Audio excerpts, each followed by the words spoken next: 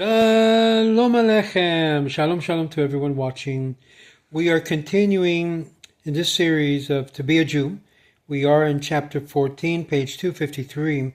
We're going to take a look at the construction of the sukkah, the tabernacle. A sukkah must have at least 3 walls. The fourth side may be left open. The wall of a sukkah may be of any material, metal, wood, canvas, brick, stone, and this should be firmly fixed so as not to be easily blown down or flap in the wind. A sukkah constructed adjacent to a permanent house may count one or more walls of the house of its own wall. So in other words, you may have almost like a place where you can create a sukkah using the wall of one's house as one wall, but you still have to construct the other walls to make a minimum 3. So you easily, with 2 walls plus the third being that of the house, can be utilized. A sukkah constructed adjacent to the permanent house may count with 1 or more walls of the house as its own. A sukkah may be small, suitable for one person to sit, or may be large enough to accommodate hundreds of people. The temporary quality of a sukkah is in the roof of the ceiling, and that which may be used to construct the ceiling of the sukkah is called Succot. Anything that grows from the ground that has been cut off from the ground qualifies. Palm trees, banana plants, or can be used as well. Shrubbery. Otherwise, the branches could be cut off, and the ritual could be, if it's not done by this way, cut off from the ground, as long as it is not subject to the ritual impurity, which excludes fruit. Otherwise, branches cut from the trees or bushes, corn stalks, 2x4s, bamboo reeds. A lot of people use bamboo reeds to make the roof of the sukkah. And sticks all qualify as kosher sukkah when put on the sukkah. These must not be loose nor tied in bundles. Poles, sticks, branches are not only qualified sukkot, but may be used as appropriate support on which to place smaller, more decorative type of sukkot, such as tree branches, bow, evergreen leaves, etc.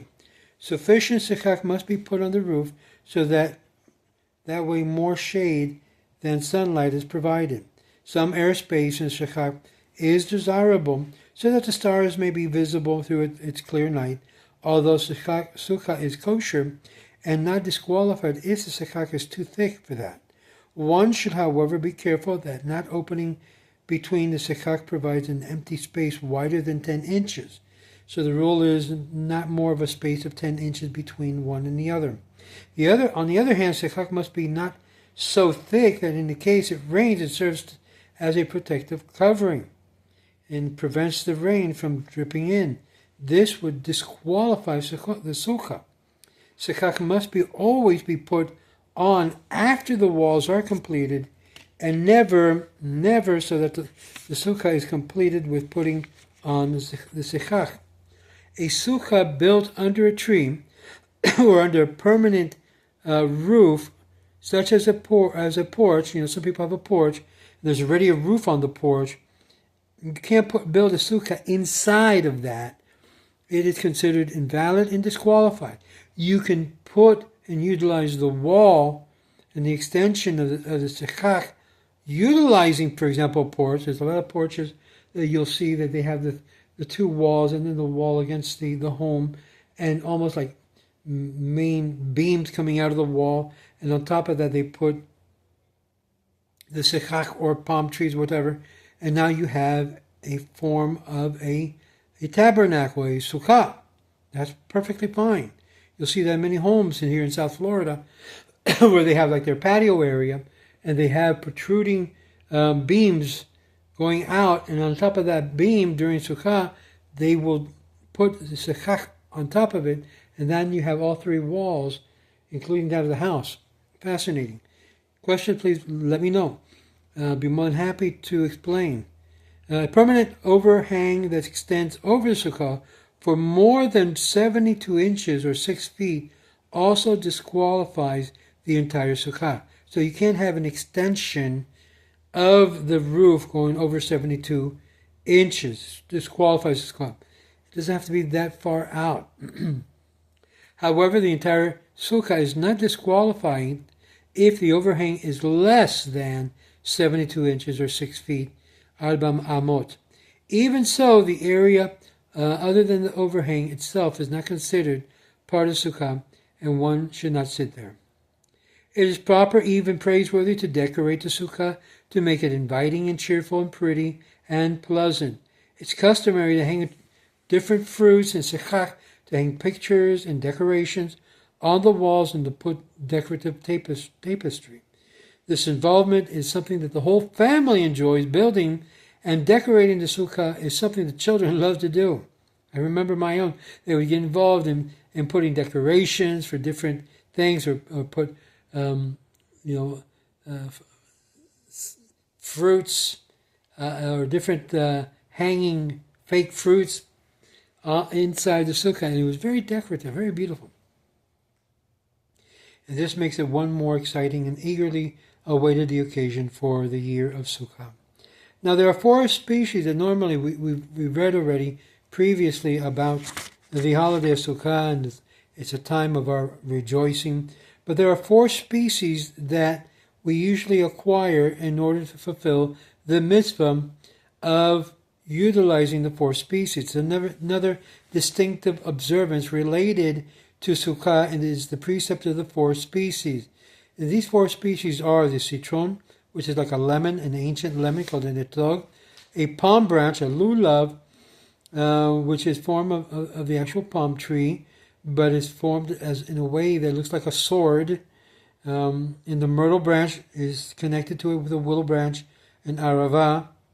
So you have the etrog, you have the lulav, you have the hadas, and the arava, and with that we put them all together to celebrate and rejoice before the Lord.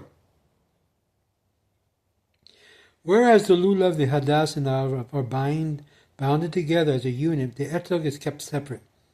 Each man should acquire a set for the 4 species for himself in fulfillment of the biblical precept.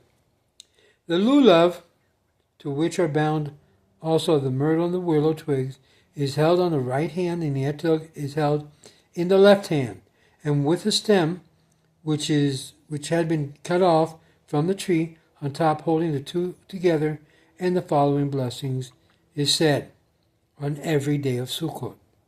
Baruch atah Adonai Eloheinu melech haolam, asher kiddushanu b'mitzvotav, v'tzivanu al netilat lulav.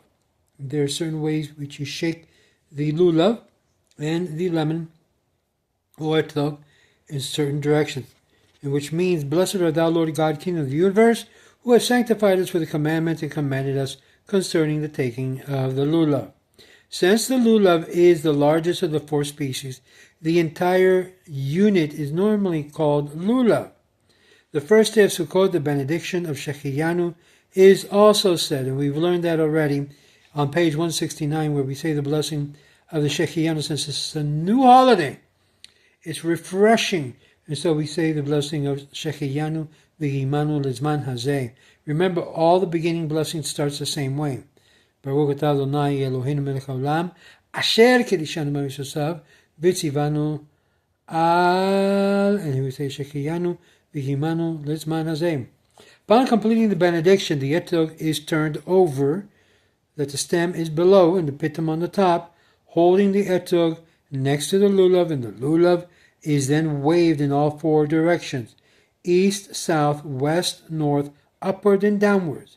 Many symbolic interpretations take place of these assigned directions to signify of their being waved in the direction. Simple and simplest is that we're rejoicing before the Lord with 4 species that are waved in all directions to indicate the presence of God is everywhere. That's right. Everywhere. No matter where you turn, God is present. And this is why we use the etrog and the lulav to wave it in all 4 directions: east, south, west, north, up, and down. The lulav and the otrog are also held during the recitation of the Hallel in the Psalms in praise of God, and said every day on the festival day during the morning service. And please take a look at your Siddur regarding that. It says it right there, Hallel. And what Hallel is a great praise. It's a great praise to God that we say in unison. And its purpose is to give thanks unto the Lord, for He is good. Hodus Adonai ki tov, ki leolam hasdo, is what we say. And so give thanks unto the Lord, for He is good, for His kindness endures forever. And we beseech Thee, O Lord, save us. An Adonai Hoshiana, which is part of the Hallel, by the way.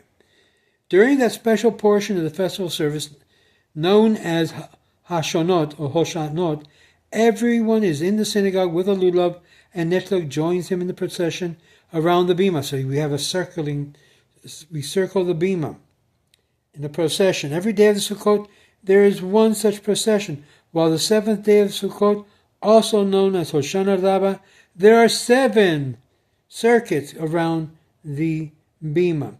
And these processions should be around the bima that commemorates a similar procession around the altar of the ancient temple in Jerusalem during the festival of Sukkot. Where else do we read about the circuit around something? That was when God called the children of Israel to encircle Jericho for 7 days, and did the same circuit 7 times. The lulav and etrog are not taken and blessed on that day, on the 7th day of Sukkot, which falls out on Shabbat, be it the first day or any day. It is not taken in that sense. And here we finish what it is, the holiday of Sukkot. The next one, which comes right after it, is, you might say, the last day of the observance of Sukkot, which we call the 8th day, or Shemini Atzeret and Simchat Torah. They come one to another. So we'll take a look at that on our next video. Stay tuned. Now we saw how we construct the Sukkot. We saw how we use the 4 species. And now we're going to take a look at the last day of Sukkot. Shemini Atzeret.